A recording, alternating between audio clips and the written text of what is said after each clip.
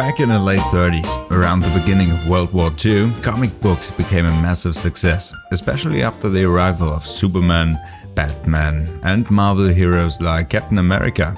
Brave, selfless, heroic characters and their fascinating opponents captured our imagination. But for the last 100 years, comics, movies and TV shows haven't just been filled with heroes and villains. They have also given us characters that are often far more interesting than others. Of course, even heroes have flaws, but those flaws are usually just another step on their hero's journey.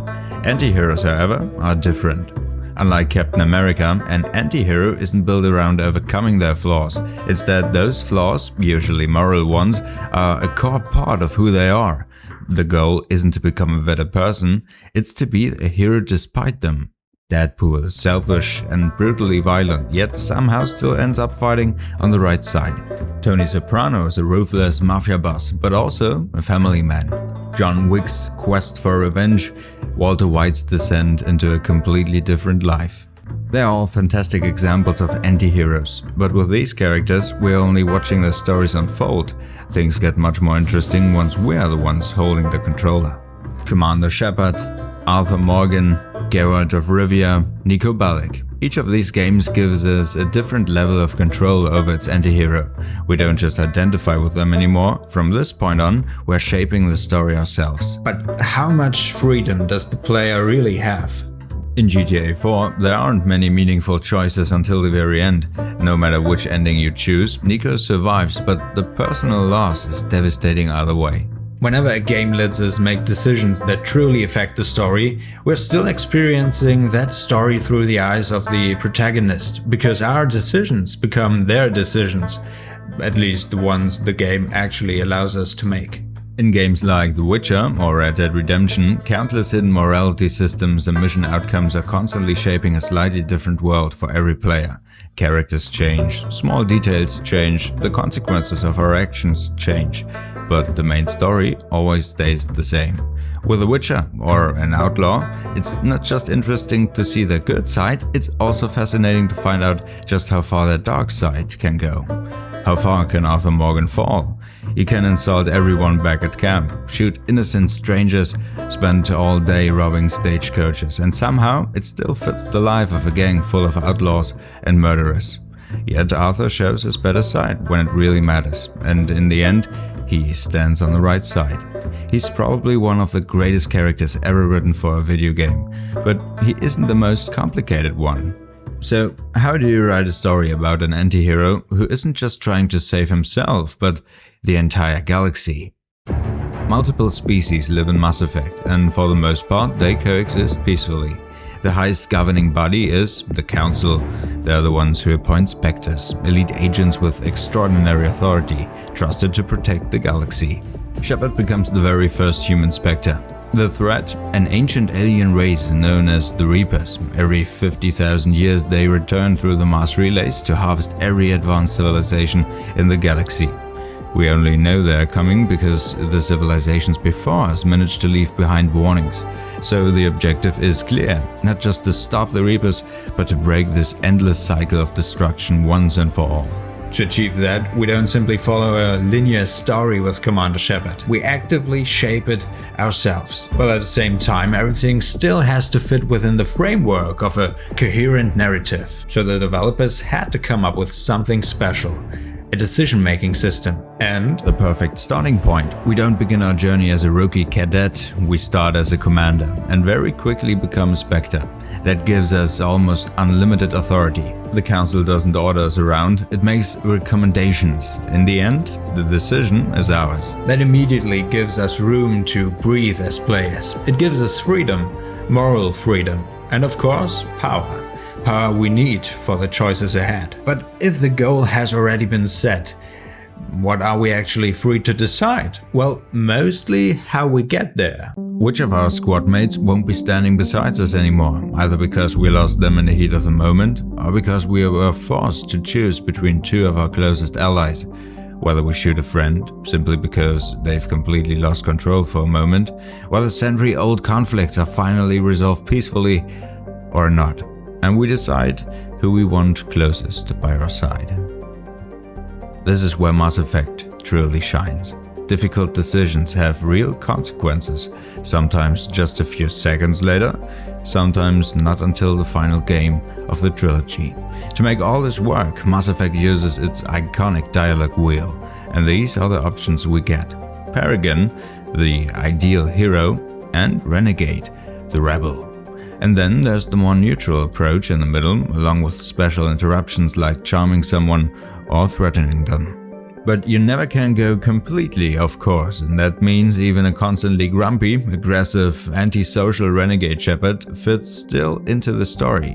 You can save the galaxy as a compassionate, selfless hero, or as an egoistical, narcissistic, socially awkward, yet surprisingly effective and sometimes hilarious anti-hero. Because it's a big, stupid jellyfish. We can punch a reporter, cut off the council mid-conversation, choose not to save an entire species, or decide the members of an enemy faction, who aren't exactly evil but certainly aren't innocent either, don't deserve to survive. I just did what I was told. I didn't have a choice. I'm sorry. Sorry doesn't help your victims. No! No! And that's what makes Mass Effect different from the games that came before. It tells a classic heroic story, while allowing us to play it as an anti-hero. With some decisions, the bottom option is actually the more heroic one. Sometimes moving forward against an overwhelming enemy requires sacrifice. A Shepard who always insists on doing the morally perfect thing isn't necessarily the right Shepard for every job. Mass Effect builds a bridge between two very different kinds of RPG protagonists. On the one side, you have mostly silent characters like those in Skyrim, where the player defines almost anything. On the other hand, you have fixed protagonists with clearly established personalities.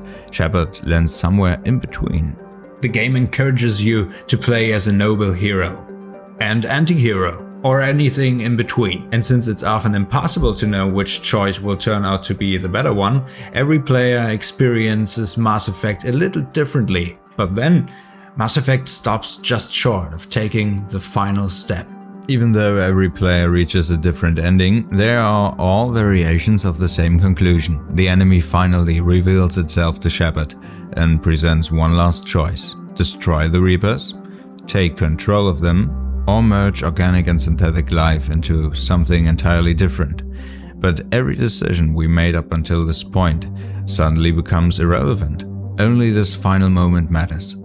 No matter who we sacrificed, no matter how we treated our crew, no matter what kind of person Shepard was, in the end, the choice is always the same: destroy, control, or synthesis, which only becomes available if you build up enough galactic readiness. Whether you played as a saint or as a complete asshole doesn't matter anymore. Everything comes down to that one final decision, and that's a shame. And many players and I weren't asking for dozens of different endings, but we wanted to feel the weight of 3 entire games reflected in the final. But there's one ending that many players didn't see because it was added later. If you constantly choose the bottom dialogue option throughout the ending, you can actually unlock a 4th ending. Shepard refuses to choose because every option being offered feels like a defeat, exactly the same feeling many players had when they first reached this scene. After everything we accomplished, after everything we fought for, the enemy suddenly hands us the power to decide the future. It's too good to be true. It has to be another trick, another illusion. So Shepard refuses to play along. He wants to keep fighting. He won't stop until he defeats the Reapers, no matter the cost. In this moment, he realizes that he has just dug the grave for an entire galaxy. The Catalyst was telling the truth. Its offer was genuine. Accepting one of the choices would have ended the war and finally broken the Reapers' endless cycle. Instead, there is no salvation. Civilization is wiped out completely again. Only the less advanced species survive, until the Reapers return again 50,000 years later.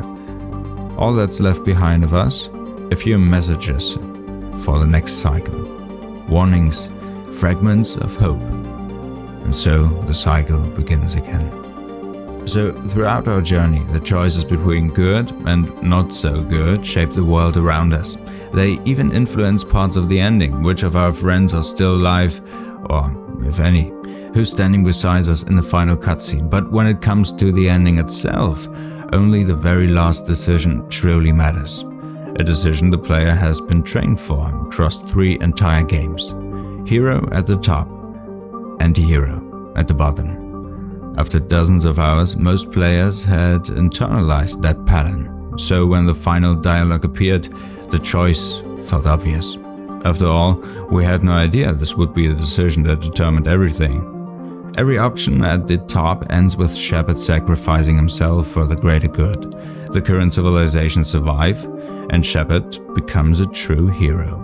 The option at the bottom also sounds reasonable when you first read it, but that's not the point. At this moment, only one thing matters. Hero on top, anti-hero on the bottom. Nothing less, nothing more. And so Shepard is left behind, without a heroic sacrifice, without a victory, without breaking the cycle.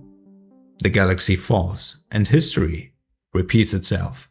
Mass Effect doesn't just let us play a hero or an anti-hero. It lets us be both. Because of that, the game becomes something slightly different for every player.